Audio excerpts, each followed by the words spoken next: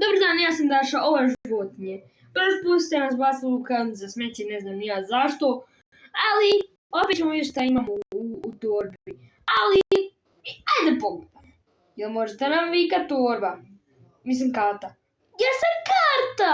Jebem ti životinje mater, da Bog da crku. A ja sam. Nešto nam psuje. Da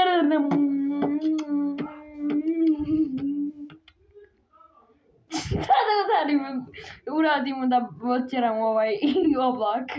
Možemo zvati torbu. Recite 2 puta. Torba!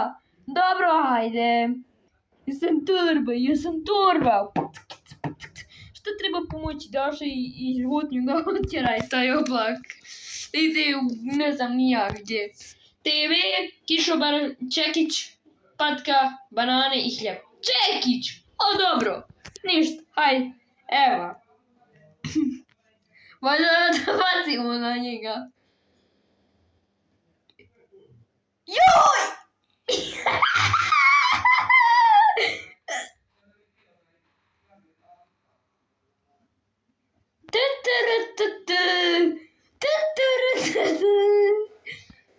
Vidi, čokolada Rijeka! Radioaktivno, nemojte dirat. Super je. Dobro, imamo čamac. Ajmo da idemo u njemu. Ajde, kliknite. Dobro, idemo u njemu.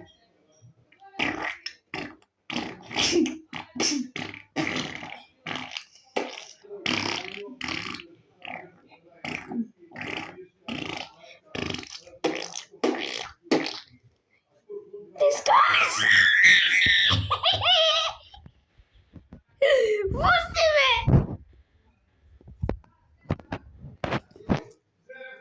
Ovo nije bila čokolada.